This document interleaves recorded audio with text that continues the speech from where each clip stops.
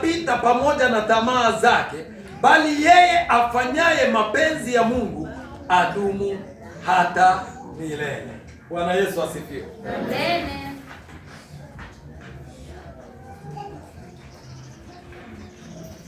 Dunia inapita, ulimwengu unapita pamoja na tamaa zake zote, lakini yule anayefanya mapenzi ya Mungu, huyo anadumu hata milele, hawezi kutikiswa. Na ndiyo Zaburi inasema kwamba wamtumainio Bwana ni kama mlima Sayuni ambao hauwezi kuyumbishwa, wakaa salama. Sasa maana ya kupenda dunia ni kukubali kila aina ya tabia, kila aina ya vituko vya dunia. Hii dunia watu wakiipenda unazoruka, si ndio? Wale wanaotembea mabaharini wanajua zoruka.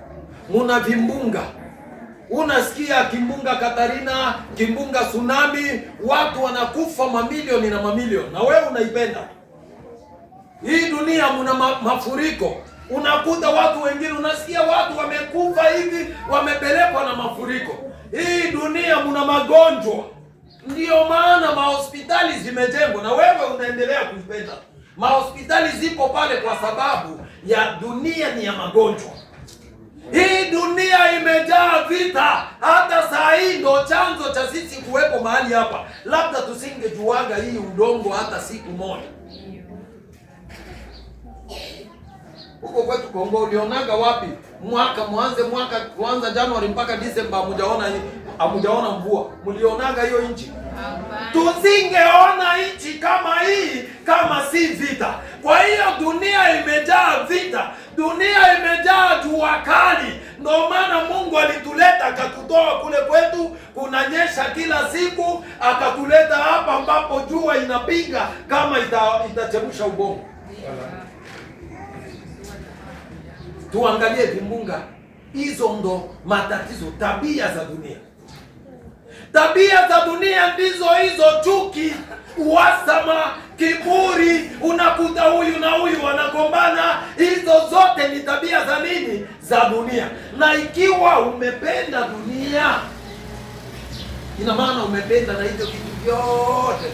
Umependa kuona picha za watu wakiwa uchi, umependa kuona picha za watu wakiuana, umependa kuona magomvi ile. Hata mimi napendaga sana reso ile ya mieleka. Siangaliaki vitu vingine, nikitaka kuangalia hiyo ndo naangalia kwa TV. Wale watu wanacheza vile, wakina John Cena wanaangushana mieleka.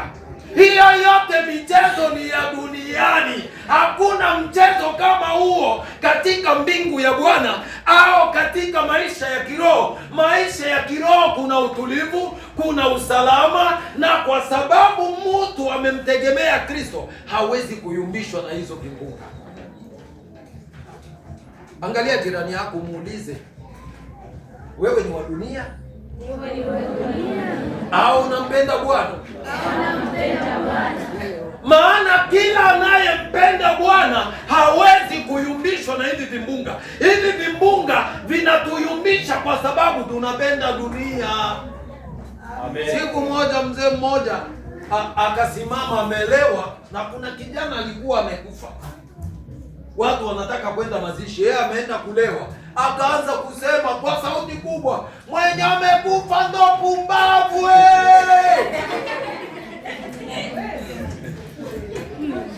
Watu wakashangaa. Akasema, wacha sisi tukunywe pombe, iko butamu. Mwenye amekufa ndio pumbavu. Akasema hivyo, akasema hakufanya miezi mitatu. Na uzuri sisi nilikuwa naingia kwa huduma ya Assemblée des Frères Shaba wakataka wanaita Protestant la Rega.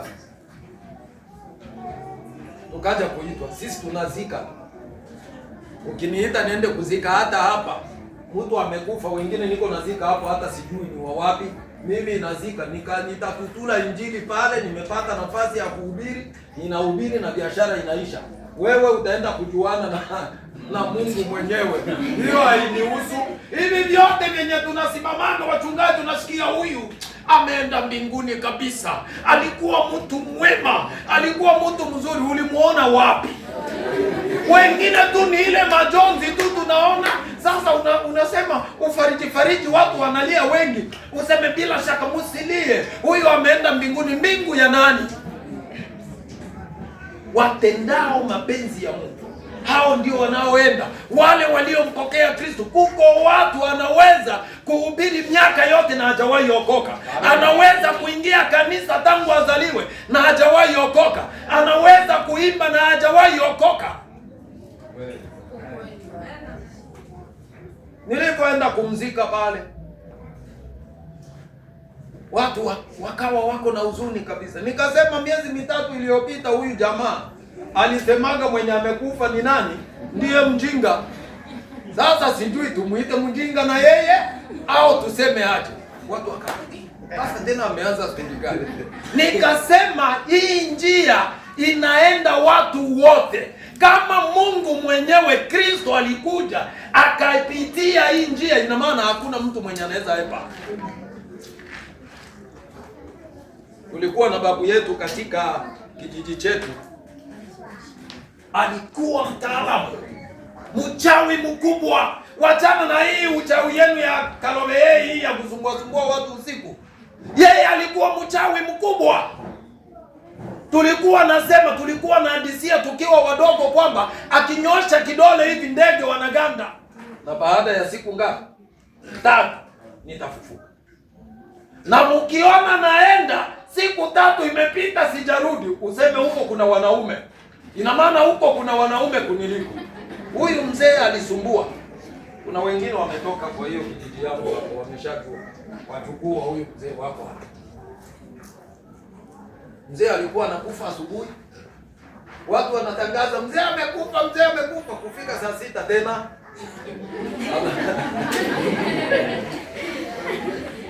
anakufa jioni. Watu wamesha tapanya habari. Kufika asubuhi tena roho tena inarudi. Ulikuwa na mzee mwingine pastor akasema ataenda. Hakuna mwanaume hapo, ataenda tu. So wakati alifanya hivyo akasumbua watu kama wiki mzima, mzee kuna wakati alienda. Sasa watu wakangoja.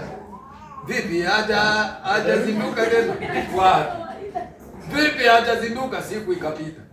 Kesho yake alisema labda siku 3. Jioni mtu mwili unaanza kutoa harufu. Pelekeni kwa makaburi. Akapelekwa akazikwa. Alikuwa naitwa kwamba huyu ni mzee wa kufa na kufufuka. Alikuwa anasema. Kwa hiyo hakuna mtu mwenye anaweza epuka, na hakuna shortcut, hakuna rushwa, hakuna mtu mwenye atapenya kwamba mimi nitaenda hii njia ya mkato, hata kama ni hapa kwenye tumezoea kitu kidogo. Hakuna mahali utapeana kitu kidogo. Ikikuja inakuja. Kama ingekuwa ni rushwa, wakina Mobutu tungekuwa tuko nao.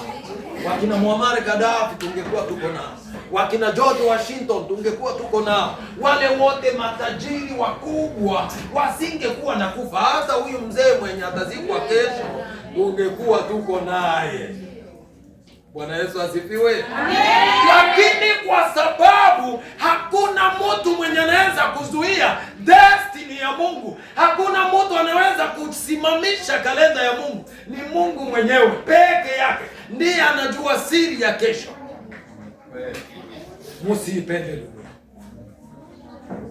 Yohana anawaambia msiipende dunia, maana ndani ya dunia muna kila aina ya anasa, muna kila aina ya tamaa mbaya, muna kila aina ya chuki, muna kila aina ya wivu, muna kila aina ya tabia ambazo zinazuru maisha ya wanadamu.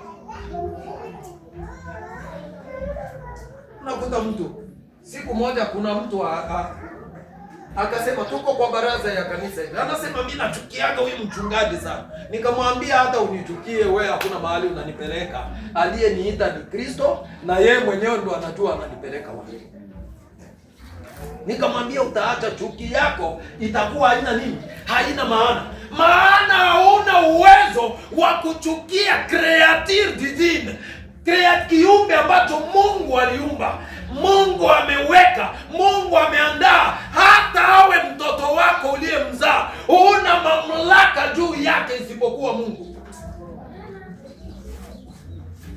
Wakati mwingine tunasema mimi ndo mama yako, mimi ndo baba yako, nilikuzaa.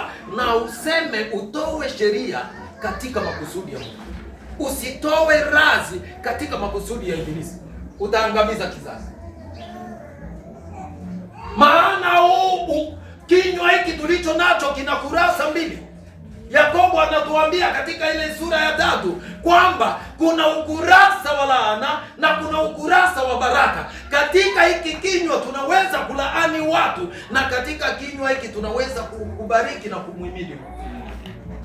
Wewe unatumia ukurasa gani katika maisha yako? Ndio unakuta wamama wengine anapotukana watoto, "Nyai, angalie kama nyumba," anakosa hata kitu chenye atafananisha na tusi. Wewe umbwa. Sasa unaambia mtoto umbwa, wewe ndiye nani sasa? Si baba umbwa. Matusi kama hiyo mimi siwezi shtuka nayo. Kwa sababu ukiita mtoto umbwa, wewe naye utarajie kesho tukuite mama nani? Mama umbwa. Kwa hiyo maneno yanayotoka kwa vinywa vyetu yaonyeshe tumejitenga na dunia, yaonyeshe tunampenda Baba, na anayempenda Mungu anafanya makusudi ya Mungu. Tusimame.